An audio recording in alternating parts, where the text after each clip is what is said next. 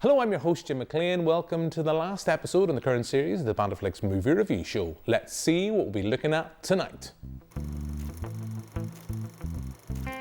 Since it's the last episode in the current series, we'll be looking back at the cinematic highs and lows of the past 12 months on the big and small screen and pick the movies we'll be looking forward to in 2023.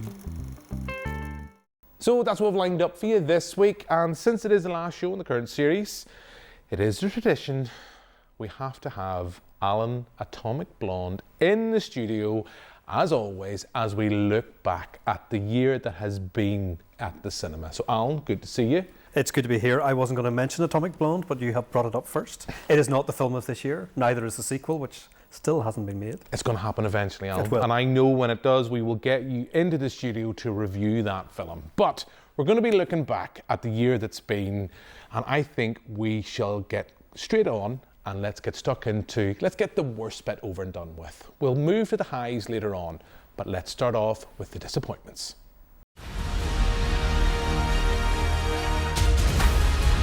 You can't just hide from the world.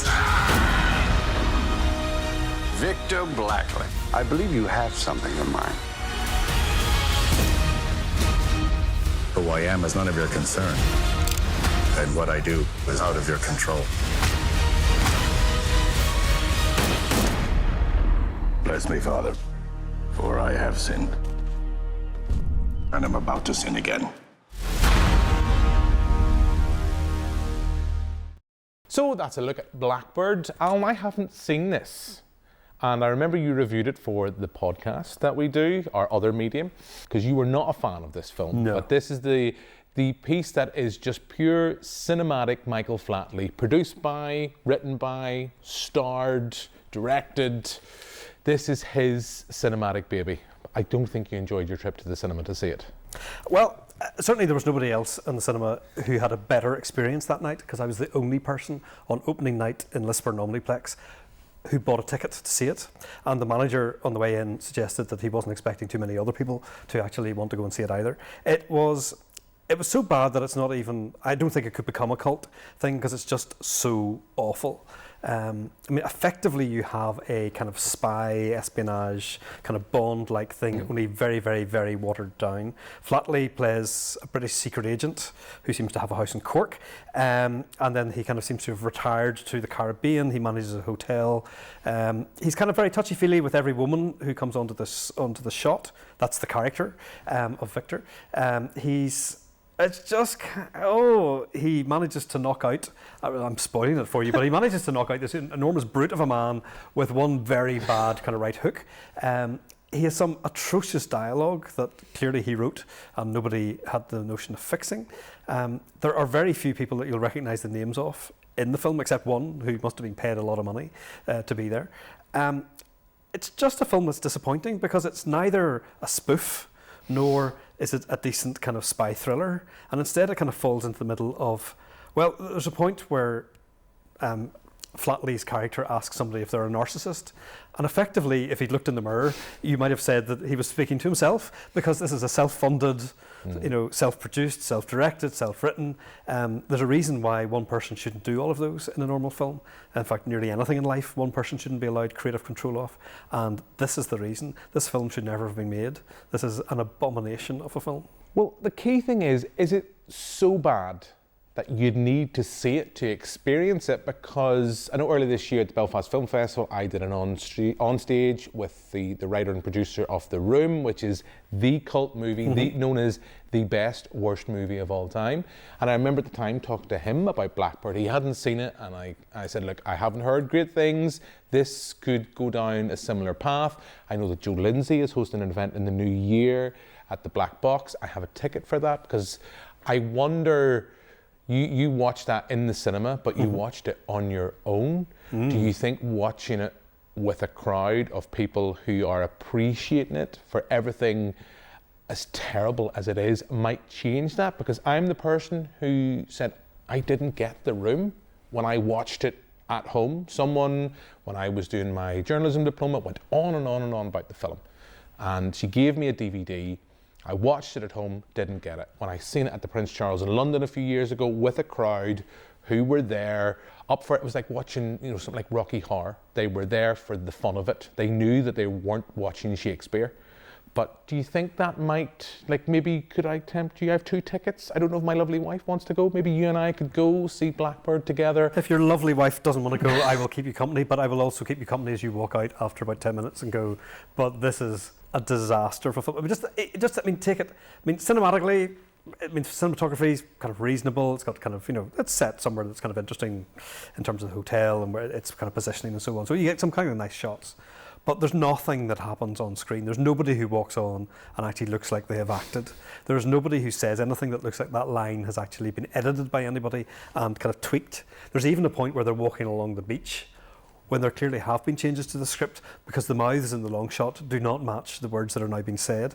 And it's a very long time before we actually get a close-up when we're finally back on script again. So but those things don't actually give it any charm. It's kind of without charm, whereas I think The characters themselves were quite interesting. There were a number of kind of competing characters who were quite interesting, whereas this just looks like flatly. A man who should have stayed on the dance floor. That was his forte, not writing, directing, producing, and all the other things, probably catering for the film. Well, he did win an award. I think it's the Monaco Online Streaming Awards that no one has heard of prior. It took a long time for a couple of other film reviewers to find any detail about such things. And nobody has heard since, so I don't know. I don't know if in a perverse way you are making me watch the film. It is available on Prime now, so if you're sitting at home over the festive period, you might want to check it out. Maybe like me, Alan has perversely tempted you to giving it a go. I await your feedback sometime January, February. I think the thing for me is that when we think of The Room, Tommy Wiseau didn't set out to make something that was a vanity project. He wanted to make A Streetcar Named Desire, something along that path. Mm-hmm. I don't know if Michael Flatley had the same intention. But anyway, look, that is one Irish film in the disappointing category. Yes. We will move on, I'm sure, as we move along with the show, to some positive Irish films. I know there's one in particular I know we both were a fan of.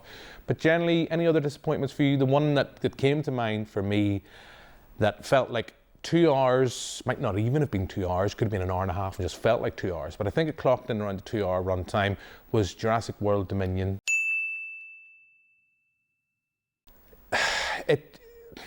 It was just boring, and I think the worst thing I can say about a film isn't that I hated it, or not, other way I can say I love it, but for a film to come through a film and sit through a film and say, I am bored and just don't care, to think of nothing more, to think of what's happening as nothing more as pixels on a screen, and more interested about what I'm going to be having for dinner. Yes, we had Jeff Goldblum and Sam Neill and Laura Dern coming back. We also had, Chris Pratt, etc. coming back. I wasn't a fan of it, but did you see Jurassic World Dominion? I didn't, and partly due to the fact I was too busy in work, and then also I kind of gave up on Jurassic after about kind of 2 of them. I think I'd kind of seen enough. They're going to be big kind of dinosaur-y type monsters of some description. They create havoc and the people deal with it very badly and make some bad decisions. So it's kind of formulaic. It's probably quite good formulaic. It would be interesting to have seen in terms of where CGI has got to, because certainly at the time when the original one came out, I remember it was quite wowing. This is a big thing. It was quite scary. This was before the days of kind of seats that rock and people throwing water over you. But it's not, the concept for me is quite dated, and it would need to be really, really very good to kind of tempt me back in again. Kind of Ghostbusters did tempt me back into the cinema to kind of see it again, to see a new version of it, whereas Jurassic Park doesn't really kind of float my boat. Well, the key thing, Alan, is we've moved on from the last 2 installments in this Jurassic World where they're not just modifying and bringing back dinosaurs, they're modifying them, tweaking them. When will they learn? Didn't they learn the first time round when it all went wrong with the park? But now we have genetically modified locusts. If that isn't getting your bum on the seat for a cinema seat, I don't know. I didn't enjoy it. I didn't hate it. I know Joe McElroy did a review for us on the website and he gave it 1 star and absolutely pulled that film apart. I went in with low expectations. As I say, I didn't hate it, didn't love it. It just came through as I was just bored and simply didn't care. Anything else for you that you can think of very quickly? I saw Matrix, I would say Matrix Revolutions, but it was Matrix Resurrections, but it could be Revolutions, Redactions, something or other. It had an R in it. I saw that in January. It may have come out just before Christmas, but I was very disappointed by it. It really didn't live up to the hype of the first 3, which I enjoyed. And it neither recreated it properly, nor did it kind of do something different that was equally good. And I suspect there will be more sequels or more prequels or whatever they are. But I think the brand, I think as a franchise, it is dead. They have gone as far as they can. Another film that kind of disappointed me was, Cronenberg films don't come out that often, at least that I notice. Crimes of the Future, I was kind of quite disappointed by. I kind of felt it was kind of interesting in terms of there was a character who kind of grew vestigial organs, organs that were kind of unnecessary, and his accomplice could do live surgery and take them out again. So kind of, it was very gory. But actually, it wasn't very gory because CGI's got to the stage, and the kind of models that you can use got to the stage where actually it's really quite beautiful and it's quite normal, and it's not really very yucky, and it's not people kind of putting their arm in and stretching and taking things out. There aren't blood everywhere. There's more blood and casualty than there was in Crimes of the Future. And in many ways, it felt like an episode of Black Mirror. That here was just somebody kind of saying, well, what if we could do this, and let's make a 2-hour film about it. Whereas it's probably a bit unfair because, in a sense, Black Mirror is a 1-hour episode, and this created a whole world where kind of things were happening and why people would be interested in this and why there was a black market in this. But it really didn't kind of fit. It wasn't as good as a Cronenberg film I felt should be. It didn't kind of make me go back to see some of the back catalogue that I have missed. I kind of thought, yeah, what about you? I am a fan of Cronenberg. I wouldn't say this is quintessential classic Cronenberg, in the level of kind of stuff like Videodrome, etc. I enjoyed it for what it was. I enjoyed the fact that we have a Cronenberg film, got to see it on the big screen. It's probably the first since probably the History of Violence that I got to see on the big screen.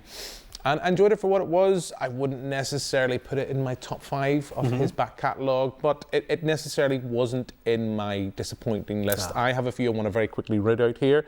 There's a few I am surprised by, and it'll be intriguing to see, because usually you and I disagree greatly. I think this year, I don't know if it's just me getting older, I've turned 40, maybe Alan, I'm starting to become more like you, but I wasn't a fan of Matilda the Musical. It was only out a couple of weeks ago. Call Jane, we reviewed a few weeks ago. So I don't know if those are recency bias compared to for those two. But a lot of the superhero stuff this year has let me down. And I've got here in my list, I've got Doctor Strange, Thor, films that previous installments I've loved. But I'm also going to throw in one that I had actually forgot about while I was making the list, and The Batman. There's a film, we're going to be talking about 3-hour films at some point in this episode, but there was a film, coming back to what I said with Jurassic World Dominion, I can't particularly pick a flaw with it. I just had no emotional engagement with what was going on. It happened, it was there. I went to see the film twice just to be sure, because sometimes you have to be certain of these things. And there's things I admire about it, things I like. Our Pat is definitely a good Batman, but I don't know, maybe my heart still belongs to the Keaton era, to the Christian Bale era, but a lot of the superhero stuff. The only caveat I will add in, the recent Black Panther film, I loved, but then I don't know if that was because of the fact that it dealt with subject matter and loss, maybe is recent for me, having lost my father last year, and how it dealt with that, I was impressed with. I still think that film, Black Panther 2, was a little long and a little baggy, but of the Marvel films we've had this year, and probably the comic book movies this year, it has been probably my favourite that I can think of right now as we record. I think what you're suggesting is the fact that this wasn't a good year for those big franchises, for the kind of comic book cartoony, real life cartoony films. Doctor Strange definitely was weird as get out, and it didn't really work for me. It's kind of quite a good story, there's lots of good effects, but I just didn't care. Black Panther I was disappointed by too. I think I added to my disappointment list because in a sense I wasn't as tied up in the fact that they, as a cast, as a production, as a franchise, they needed to grieve. I wasn't as kind of tied up in that. So actually it was very baggy because a huge amount of the film was given over to that, and the whole kind of tone and mood of the film is given over to that. And I guess if you're a real core fan, which I'm not, then that means something and carries you along. Whereas actually as a film itself, it felt like you could have kind of chopped a good 15-20 minutes off both ends and maybe had a slightly better film in the middle. And I much preferred the first Black Panther. And so it was kind of, so it wasn't a good year for big franchises, which makes me worry about next year because we've got a kind of a couple more that are due, that have been maybe delayed for a while and are finally going to come out. Well, and I kind of want to know. We will come to films we're looking forward to next year. I know there's a few comic book movies I'm still excited about. I am the person who from time to time goes on about suffering comic book movie fatigue, but I'm I still pay to see them. So I'm part of the problem, but I'm also part of the audience for it. Yeah, I mean, there's a few more that I can think of, but as I always say with the show, we can't get round to talking about every movie. We just can't, you know. We need to like some as well as be disappointed by we some. do. So I think let's clear the air, let's clear the whiff of disappointment, and let's move on to some positives. How long should they keep her? Till after the baby? Sure, can't they keep her as long as they like? Wel, ich an galinn sa. Siasamach, go dáir a mes blecha ceartart. Colleen Gune and Colleen Cana. Del si'r made is godi ro.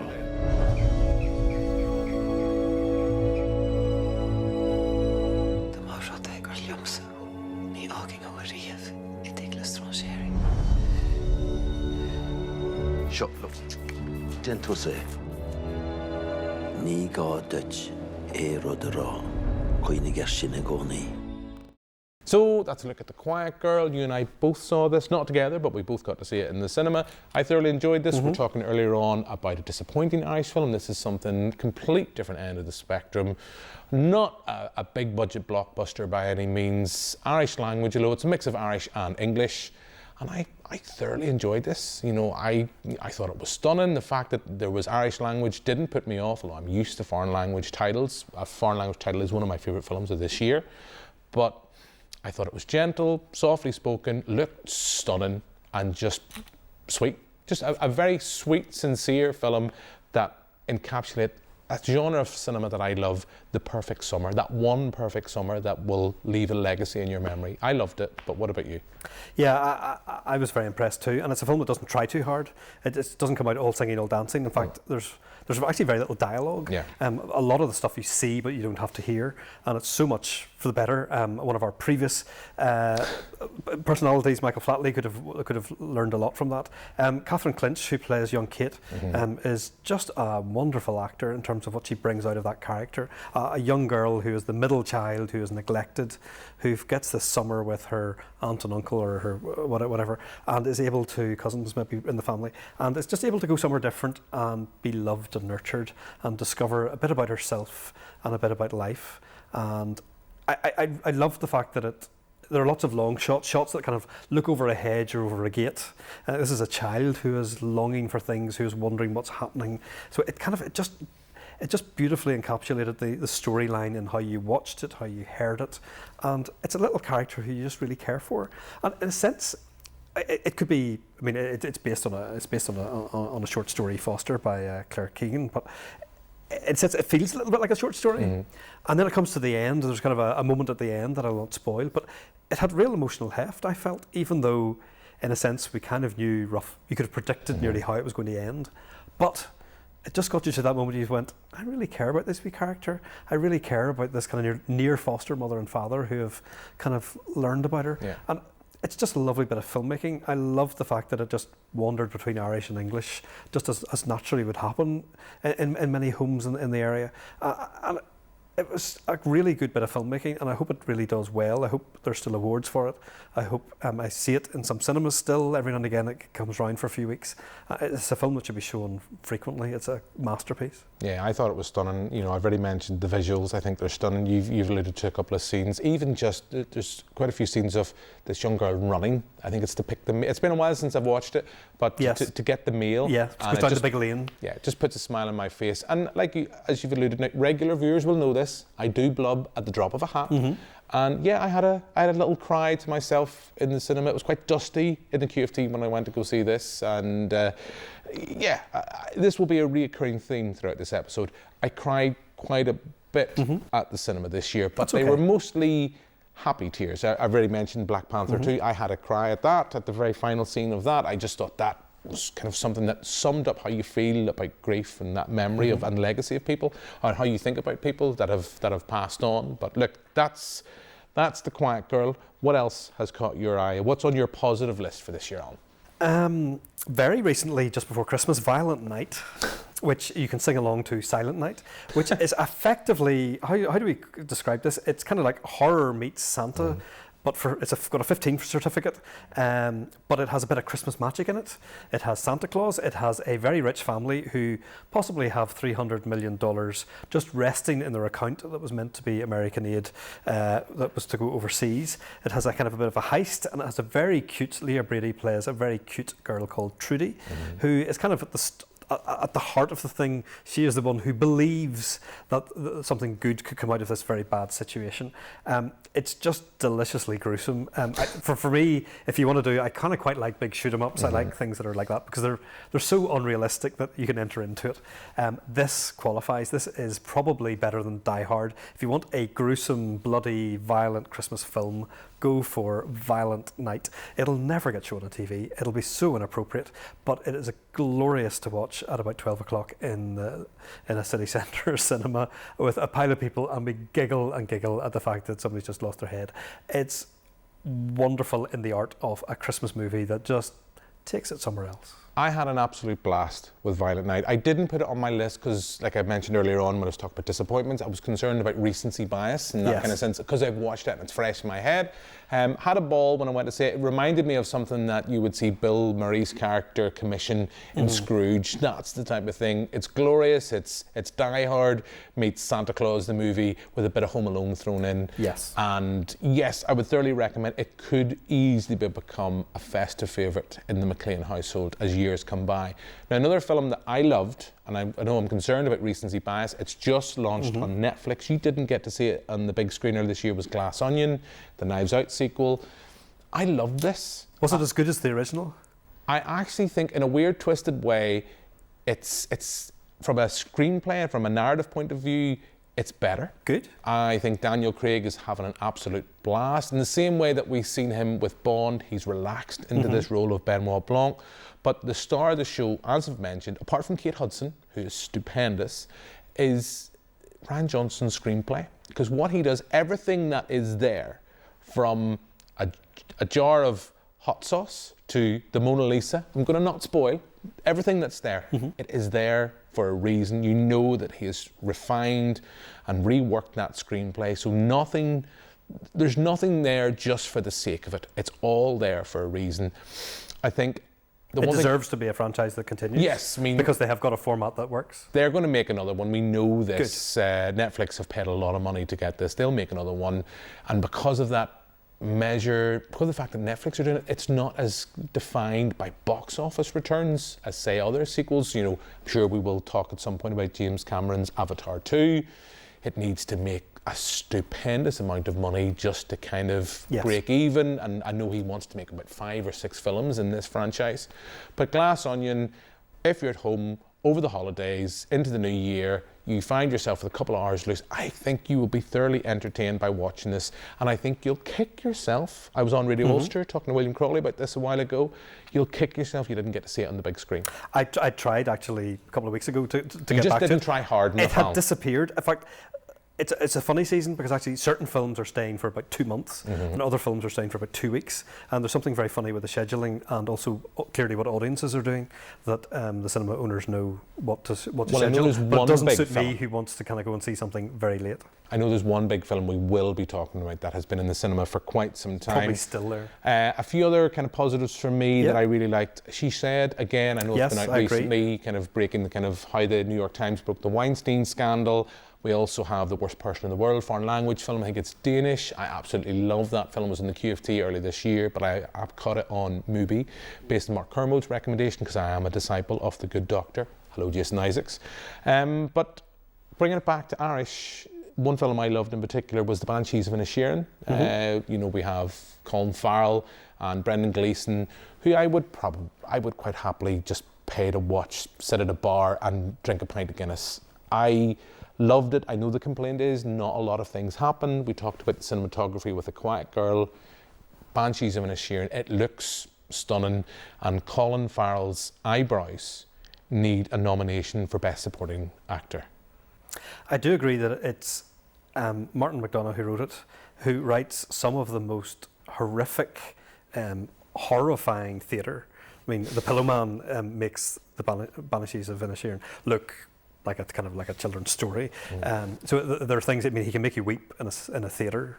What he did with this, but in terms of getting this a little story of, it's a very standard thing, two guys, one of them falls out with the other one and takes the grudge a bit further than you would expect. Oh gosh, to the furthest.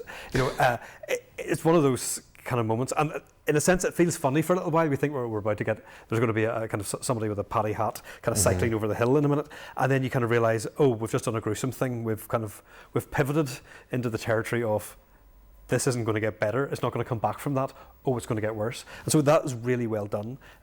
For me, there was a whole series of films this year that were about fingers and food, and in some occasions both of them. And so I think honourable mentions to Boiling Point, which was the kind of the one-shot wonder, which has now been turned into a TV series, though I don't think it'll be one shot, but kind of based in a restaurant where everything was going a bit kind of frantic. Flux Gourmet, which I think was kind of very gorgeous, particularly some of the kind of gastronomic delights in it. It was very kind of oddball. Triangle of Sadness.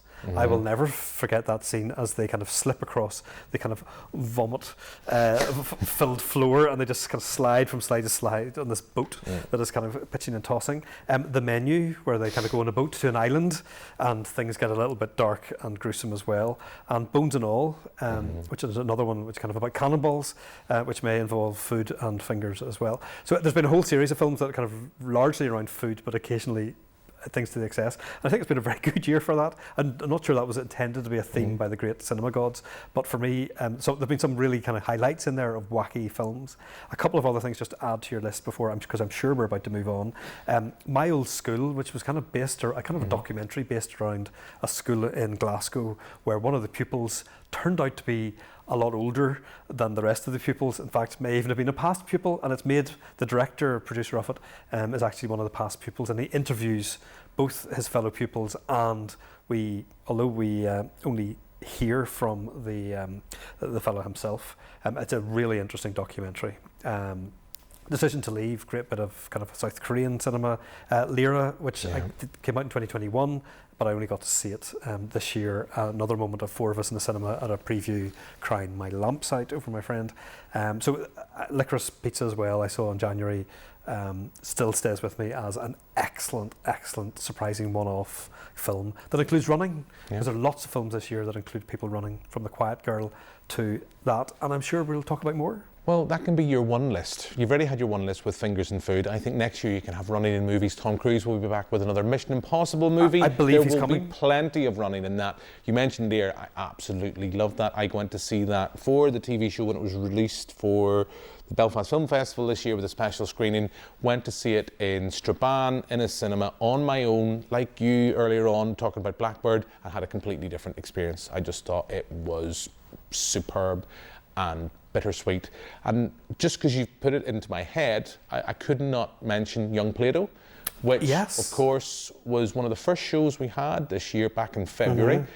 I had got to meet the director and producer and the star of the documentary at the Dublin Film Festival, and I was sold by listening to them. Finally got to see it and thought it was absolutely superb. And I remember it was yourself and Juliana Monteverde, and you were both sold on the film. And I think I famously remember, if it wasn't on your top 5 list before the end of the year, it has been a very good year for cinema. So by the sounds of it, Alan, it might have been a very, very good year for cinema. I think it does sneak onto my list.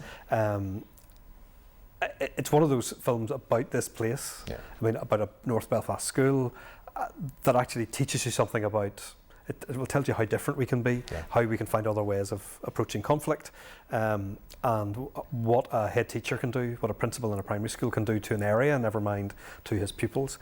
It's fabulous, and I'm kind of really glad that it's got a bit of a life, because not only was there a TV version, which I don't like because it cut quite a lot of the storylines out, but the film version, I think, is kind of, it's on. I was on again over Christmas in a couple of cinemas, getting a couple of shows.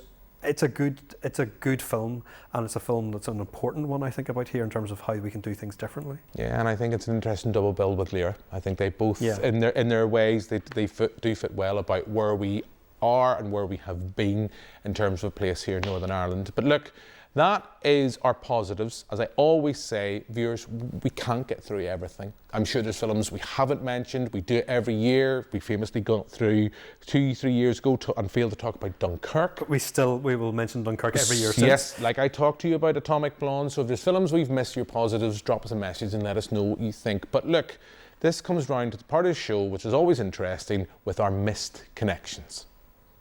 I'm a warrior like you. I'm supposed to fight. Protect the people.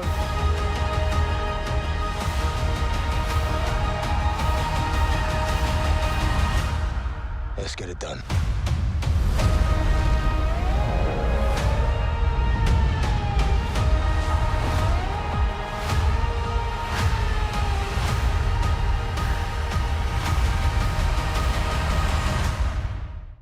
So that's a look at Avatar 2. I still haven't got round to see it, Alan. I was tempted this week. I knew we were going to be recording the end of year show. It's out in cinemas, but it's over 3 hours. I think it's 3 hours, 20 minutes. I'm busy at work. I've got the TV show to do. I have a life outside of watching films. I can't watch everything. I did go back and rewatch the first one on Disney Plus. I fell asleep through half of it. I don't believe you've seen the first one. No, so I deliberately you've didn't nearly see the 5 first hours one. to catch up on. Is the first one shorter than the second? Gosh. Briefly, the first one's I think 2 hours 45. This one's over 3 hours. I'm intrigued, but I've heard a lot of positive things from film critics I respect and friends that I respect their cine opinion on. I just haven't got round to watching it. Maybe when I've got a bit of time in the new year, I might try to seek it out if it's still in cinemas. As we said earlier on, James Cameron says this has to make a stupendous amount of money just to break even. He's promised us not 2 or 3, but I think 4 more installments in the franchise. There's various versions, 3D, high frame rate. I want to see it just because I want to see it with the spectacle and appreciate something on the big screen. But that is my film that this year I suppose is my missed connection. But what for you? It's definitely not Avatar because you still can't sell it to me. There's nothing about the blueness of it that actually makes me want to go and see it. I think probably Glass Onion is the one that I kind of really regret not seeing in a big screen where you would actually get the surround sound and the full cinematic experience. Watching stuff, I mean, I've realised that a lot of the films, I've seen about, I think 48 when I counted before I came in, things in the cinema. And those stand out a lot more than anything that you see on a small screen. It's just a much bigger experience. It also tends to be communal because there are other people around you. And I think something like Glass Onion, which is got the odd kind of jump scare or whatever in it, but it's fun and it's fabulous and you should enjoy it as a kind of a community exercise. So for me, that's the kind of thing that I've missed, that I kind of go, I'm not going to see it in the cinema. It's probably not going to come back. We never know. I know it's been muted that Netflix might change their strategy. They're talking about maybe re-releasing it in the new year. I don't know. I will say this, I know I've mentioned it already in the positive section. There is a plot point with Glass Onion. You've either got to sit there in your cinema seat or at home and decide whether you've got to go with it or not. And the beauty of the big screen experience is you get to hear the sighs of appreciation, the groans of annoyance. Yes. I went to see it at the QFT. As I say, there is a plot point, but halfway into the film, and you can hear an audience either go with it or kind of mutter under their breath expletives that I can't say at this time on the air. So that's the thing, will always sell the big screen experience. But look, that's our missed connections. I'm sure there's a few other films, as always, I keep saying that we've missed that we haven't got round to talking about. But look, I think with that, we're going to start to bring things to a close. I think what we'll do is we'll each pick, as we do each week, we have our movie of the week. I think we'll have our movie of the year. And I'm going to let you go first, Alan. So we're going to play a clip and then you can tell our viewers why it's your movie of the year.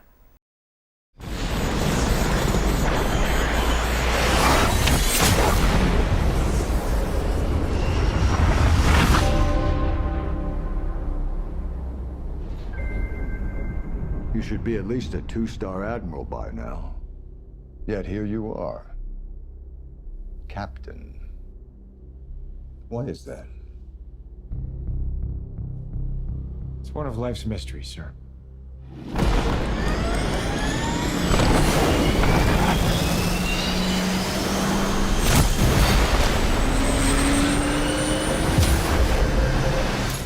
So, Top Gun Maverick.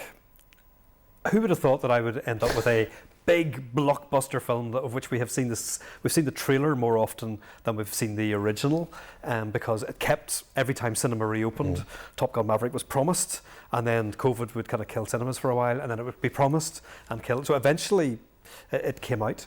I think it's one of the few sequels that's really worth the wait. It's one of the few sequels that is much better than the original.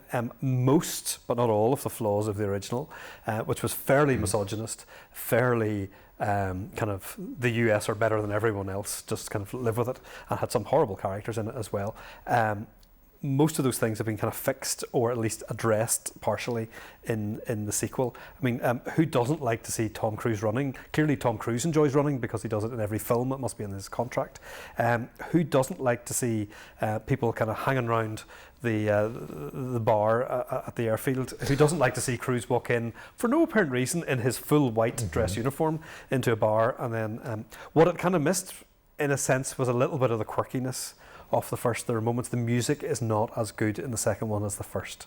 It doesn't really have a goodness gracious great balls of fire moment that kind of goes, it doesn't quite have the same motorbike sequences really. But what it does give you, I think, many years later, are cockpit sequences where you're watching people who are getting thrown around for real life. They may not actually be piloting the plane, but they are in the back seat and they're filmed and they are getting thrown around pretty realistically, and that's the footage you're watching. You're not seeing something on green screen, so nearly everything you're seeing is for real. And for that, I think we both saw it on the IMAX one night, and it was just a really good experience. Also for IMAX, the kind of the booming bass that comes through the middle of the screen and hits the audience right in your chest. When the afterburners roar, you could feel it. It was a film that kind of took full advantage of the cinema. It was very good. It had slightly more parts for women who could occasionally talk to other women. It had quite a modern military storyline that worked quite well because we didn't have to be just against the Russians, though interestingly later in the year that would have been okay. And in a sense, I think we got to the end of understanding what makes Maverick, what makes Tom Cruise's character kind of tick. And I kind of hope they stop and they don't try in 10 years' time to do another one, because it was just a really well done film. It was well worth the hype. It was well worth the runtime. And it was just a pleasant experience. And although some of the other films that we've talked about are probably better films, in a sense, this was the one that you could kind of go, this has a bit of heft. This works. This is confidently going to do a big action thriller and does it well. Yeah, I'm not going to disagree with you. You know, my pick, which I'll say in a minute, it was, you know, I couldn't decide between the two, and because you mentioned Top Gun Maverick, I graciously said that could be your film of the year. Not that people want to know how this show works, but it was a trade-off. Yes, it was a trade-off. I thought it was a film that was, you knew had been fine-tuned, and we talked earlier on about Glass Onion. You were looking at the screenplay and everything. Every attribute has been retooled and rejigged for the cinematic experience. You mentioned we got to see it on the IMAX. We have an IMAX screen here in Belfast. Once again, I've been a couple of times to see those films on that big screen, but this was something that was shot with IMAX cameras. It was shot and designed and geared, I think, towards the IMAX screen. The visuals, like there's scenes both inside the cockpit and outside the cockpit of just planes flying that are geared towards that wide IMAX screen and that wide IMAX camera that you get. It's fab. I actually went to see it 3 times. I went to see it twice in the IMAX, and I went to see it just on a standard cinematic screen just to see if the experience differed, and I enjoyed it just as much. So yes, it is up there for me as one of my films of the year. It's not quite my number one, but this is. Evelyn, I'm not your husband. I'm another version of him from another universe. I'm here because we need your help.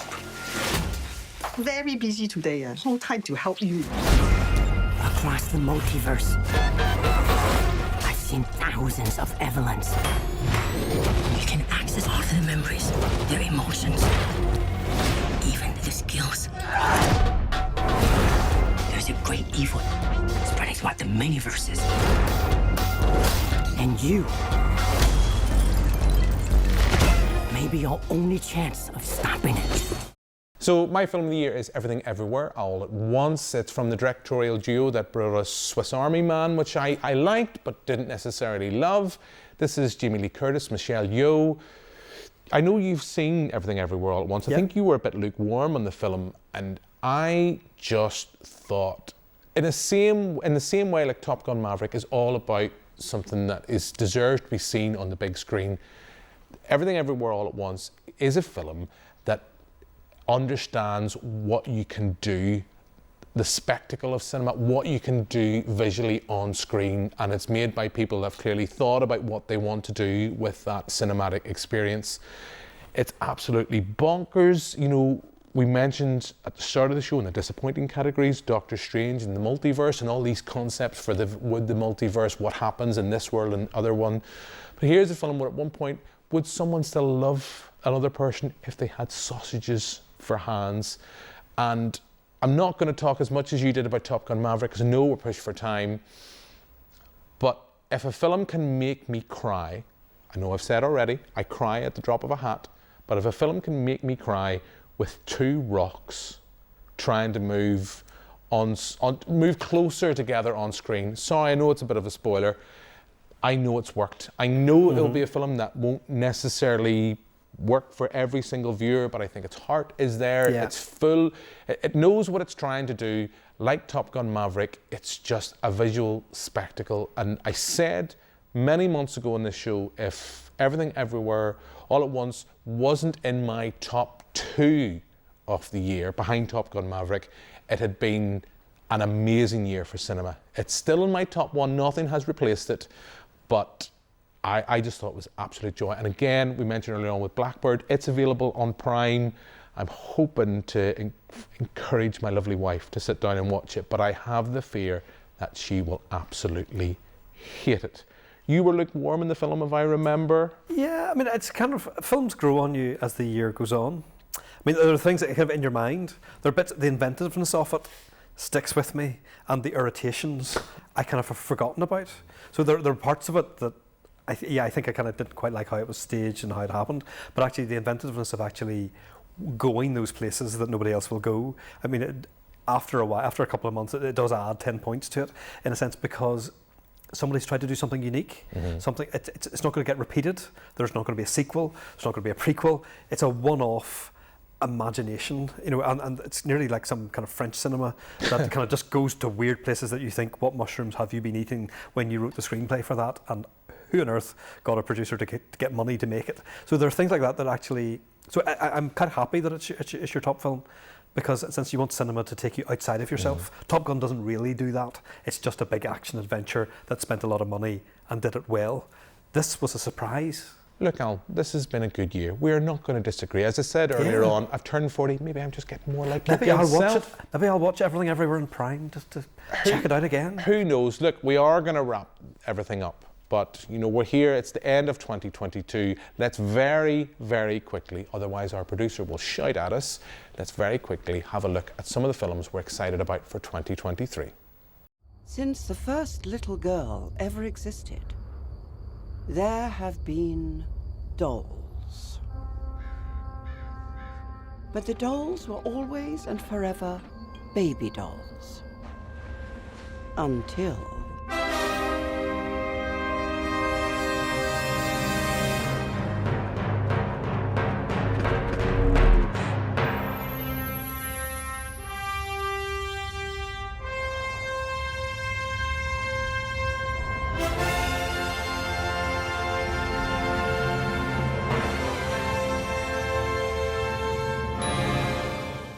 So that's a look at the Barbie movie. It's going to be out next year. Alan, I know very little about it. We had a teaser trailer early this year. The song you're singing there, it's not going to be in the film. Greta Gerwig and the producers have made it clear. We have the teaser, as we've mentioned. We've seen the photos of Ryan Gosling, Dreamboat.